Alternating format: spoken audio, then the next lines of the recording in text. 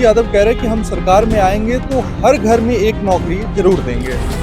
वो कॉपी कर रहे हैं। उन्हें पता है कि हमारे प्रधानमंत्री जी और हमारे माननीय मुख्यमंत्री जी ने वादा किया है कि वो 1 करोड़ रोजगार देंगे। विपक्ष के लोग आरोप लगाते हैं कि एक समय में उनका दबदबा था, लोग उनसे डरा करते थे। ये बिल्कुल आप देखेंगे 1999 और 2000 से पहले यहाँ पे जंगल राज की सरकार थी और उस वक्त अगर कोई एक जनप्रतिनिधि या कोई एक नेता किसी भी आवाज़ को उठाने की कोशिश करता था तो जंगल राज के माध्यम से उसके आवाज़ों को दबाने के लिए वहाँ की एडमिनिस्ट्रेशन और पुलिसिंग को बहुत जोरदार यूज किया जाता था। किस तरीके से वो लोग आवाज़ उठाते हैं? क्या वो लोग हाई कोर्ट और सुप्रीम कोर्ट से ऊपर है?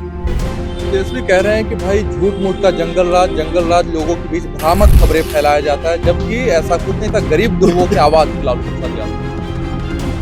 वो दिल्ली में रहते थे शायद उस वक्त। बिहार में अगर वो घूमे होते और कहीं गए होते और किसी का दर्द सुना होता, उस टाइम जो ये दौर था, ये इस तरह का दौर था कि यहाँ के जितने लोग अच्छे लोग थे, जितने बिजनेसमैन थे, वो पलायन कर गए। तुम्हारा जनता भरोसा जताएगी?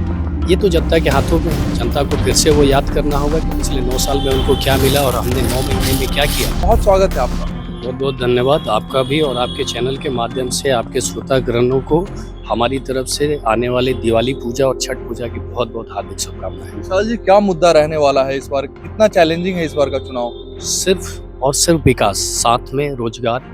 हमारा सबसे प्रथम मुद्दा रहेगा कि आने वाले समय में जो कि हमने इंडस्ट्रियल एरिया और चीज़ों को लेके करवान्वित कराया है, हमारी सरकार की योजनाएं हैं कि 1 रुपये में 10 एकड़ भूमि वैसे बिजनेसमैन को देना जो कि यहाँ के स्थानीय लोगों को ज़्यादा से ज़्यादा रोजगार दे सके। साथ में हम स्टेट टैक्स भी फ्री कर रहे हैं, साथ में बिजली का भी सबसे कम कीमत पर पूरे भारत में सबसे कम कीमत पर हम लोग बिजली देने का काम कर रहे हैं।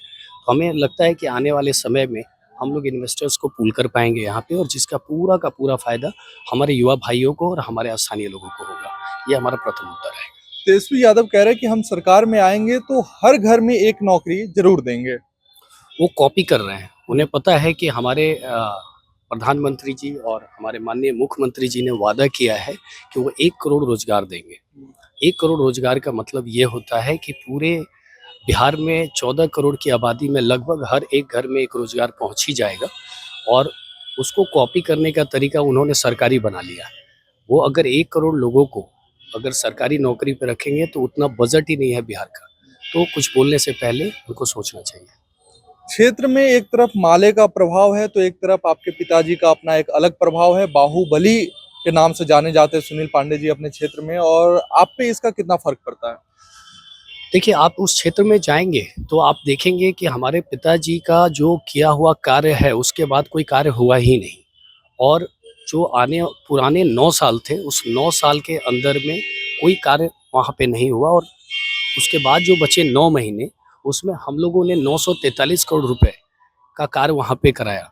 तो वो विकास के बाहुबली है। अगर बाहुबली कहा जाए तो मैं तो जानता हूँ कि प्रभास कुमार की कोई मूवी है जिसमें वो जनता के बीच जाके अपना घर द्वार छोड़ के उनके दिलों में बसने का और उनकी सुख दुख में शामिल होकर कार्य करते हैं। अगर उस परिभाषा को लोग बाहुबली कहते हैं और उस मूवी को लोग इतना लाइक करते हैं तो हमें कोई आपत्ति नहीं है।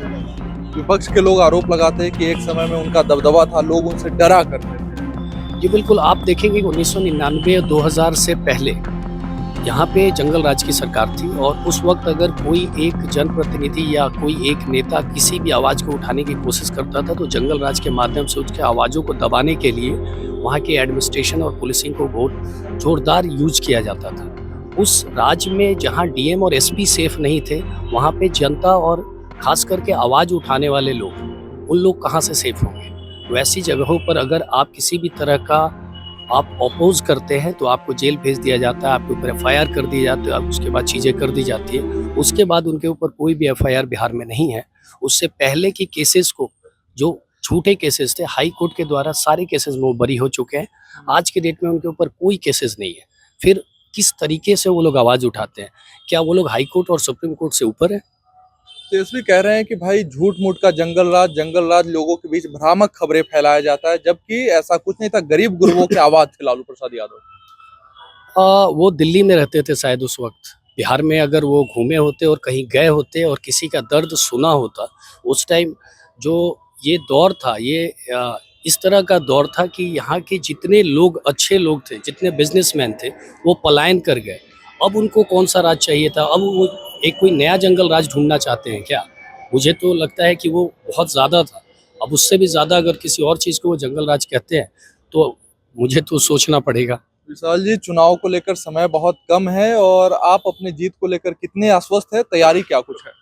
हमारी तैयारी 1 साल पहले से ही चालू हो चुकी है और 1 साल पहले ही हम लोग ने चुनाव लड़ा था और उस टाइम सेमीफाइनल था और जनता ने हमें सदन भेजने का कार्य किया था और साल भर बाद फिर से हम लोग उसी जोश से, उसी चीज़ों से अभी तक लगे हुए हैं। तो पूरे 365 दिन हम लोग चुनाव में रहे हैं, तो हमारे लिए ये कोई नई बात नहीं है। दोबारा जनता भरोसा जताएगी?